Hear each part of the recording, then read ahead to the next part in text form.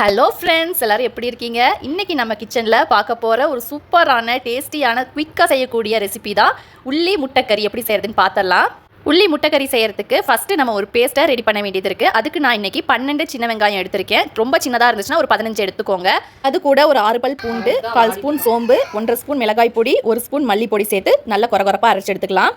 ரொம்ப பேஸ்ட்டாக அரைச்சி எடுக்க வேண்டாம். ஓரளவுக்கு கொரகொரப்பாக இருந்தால் போதும். இந்த அளவுக்கு இருந்தால் போதும். அடுத்ததாக முட்டைக்கறி செய்கிறதுக்கு நான் இன்றைக்கி 3 முட்டை எடுத்திருக்கேன். ஒரு கடாயை சூடு பண்ணி அந்த முட்டையை ஊற்றிக்கோங்க. முட்டை லைட்டாக வெந்து வர நேரத்தில் உப்பையும் 1/4 ஸ்பூன் குருமிளகு தூளையும் சேர்த்து நல்லா இலக்கி விட்டுக்கோங்க. முட்டையை ரொம்ப பொடி பொடியாக பண்ணிடாதீங்க. ஓரளவுக்கு பெருசாக இருக்கிற மாதிரி பார்த்துக்கோங்க. பாருங்கள், இந்த சைஸில் இருந்தால் போதும். இப்போது முட்டையும் உதிரியாக எடுத்தாச்சு, நம்ம பேஸ்ட்டையும் செஞ்சு எடுத்தாச்சு. அடுத்ததாக இது ரெண்டத்தையும் சேர்த்து உள்ளி முட்டைக்கறி செஞ்சிடலாம். ஒரு கடாயில் கொஞ்சமாக எண்ணெய் ஊற்றிக்கோங்க. எண்ணெய் லைட்டாக சூடான உடனே நம்ம கடுகு சேர்த்திடலாம். 1/4 ஸ்பூன் கடுகு, கொஞ்சமாக கருவேப்பிலை, வரமிளகா ஒரு 2 சேர்த்திக்கோங்க. இப்போ இது எல்லாத்தையுமே ஒரு டைம் மிக்ஸ் பண்ணி விட்டுட்டு நம்ம அரைச்சி வச்சிருக்கிற அந்த பேஸ்ட்டை வந்து இது கூட சேர்த்திடலாம்.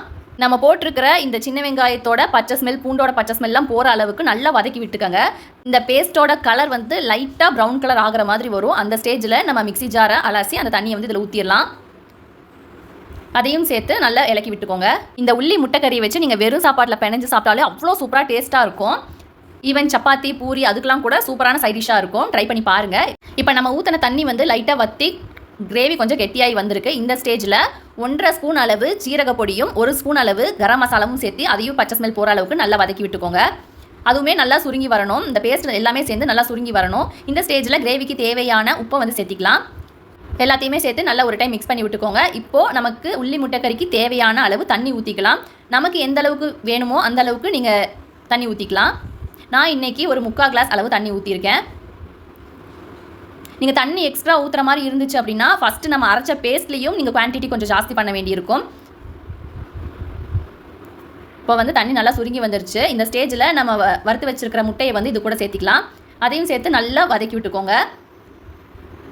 அந்த மசாலாவோட முட்டை நல்லா மெர்ஜ் ஆகி வரணும். இந்த மாதிரி நல்லா கொத்தி விட்டுக்கோங்க.